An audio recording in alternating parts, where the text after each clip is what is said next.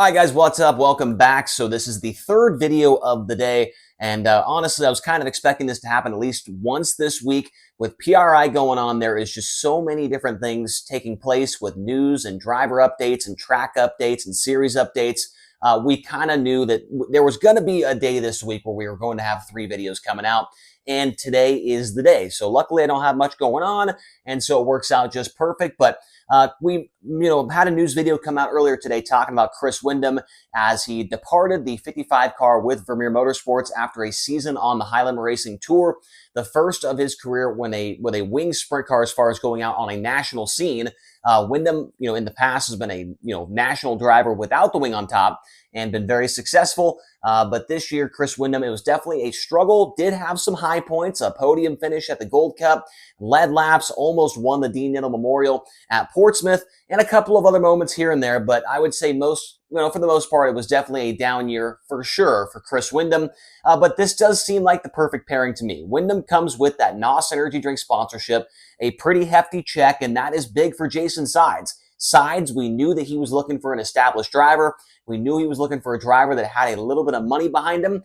And I think that sponsorship from NOS is going to go a really, really long way with this team. Now, do I think they're going to win any races next year?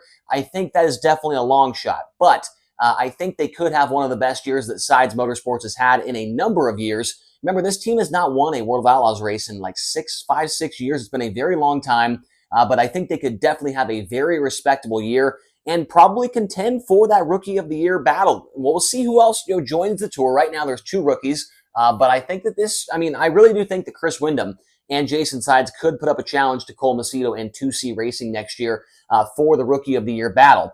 Now, looking back through Chris Windom's wing sprint car history, he started full-time in 2022 when he ran with the All-Star Circuit of Champions. He had 46 starts that year, no wins, 4 top 5s, 15 top 10s, and he ended up 7th in points. That was driving the Hayward Motorsports number 19. Now, that season, the 19 car, which is now driven by Joel Myers Jr., it's the same car, but that was the first year for that team really branching out and running a lot of wing sprint car races. And it was the same song, different dance or whatever with Chris Windom. It was his first time doing that as well. And so you expect to see these numbers here. Not exactly spectacular, but, relatively, they were just mid, right? And in 2023, he comes back, runs the All-Stars again, 39 starts that year, 0 wins, 9 top 5s, 23 top 10s. He ends up 2nd in points, and he ran with the Lane Racing number 4. That was their 2nd year running the All-Star Tour. The year previous to that, in 2022, they ran with Cap Henry, had a decent year, won a couple of races. And then with Chris Windom, they come in. They have a really good year when it comes to the point standings, but I would like to put an asterisk next to that because a lot of guys got injured. Not many guys even ran the All-Star Tour that much in 2023.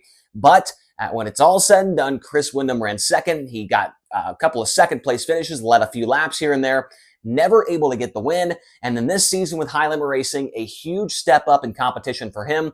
40 starts, 0 wins, 2 top 5s, 9 top 10s, 15th overall in point standings, and he was running the Vermeer Motorsports 55. So next year will be the 4th different car owner that Chris Windom has had in the last 4 years.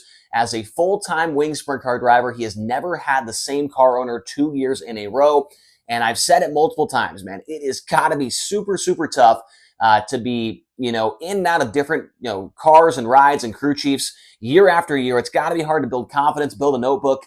And it's just got to be tough, man. And the same thing goes with Jason Sides, man. I mean, next year will be the 3rd different driver he has had in the last 3 seasons. He had Robbie Price in the car in 2023, Landon Crawley in 2024, and now Chris Windom in 2025. So both driver and team, it's been a revolving door for both of them. But I think that, with this partnership, Windom, he has a couple-year contract with NOS. Maybe this will turn out to be a multi-year partnership between Chris Windom and Jason Sides, and I think that could lead to some good things down the road. Now, with the addition of Chris Windom, that brings the World of Outlaws roster up to 6 cars so far. They got Cole Macedo in the 2C, Logan Schuart in the 1S, David Gravel in the 2, Sheldon Hodenshield in the 17, Donnie Schatz in the 15, and the 7S, obviously, of Windom. I've got the green box around Windom and Macedo because those 2 will be the Rookie of the Year contenders so far. And from the sounds of it, there are plenty more guys that are going to be jumping onto the World of Outlaws tour. You got to expect a guy like Carson Macedo is going to be coming back. Buddy Kofoid is probably going to be coming back. And so the Outlaws, they're going to have a pretty darn good roster for next year. The high limit roster, as we saw in that news video earlier, we're losing Jacob Allen, losing Parker Price Miller, losing Chris Windom. But I think that there's going to be some other guys coming on board. I think that they're probably going to be relatively close. The Outlaws might have 2 more guys or so next year when it comes to the full-timers. But High Limit is going to have a very healthy roster and a very good roster of drivers. We're just waiting for all of the things to get settled as far as the deals get done and whatnot. So we'll see how that all turns out.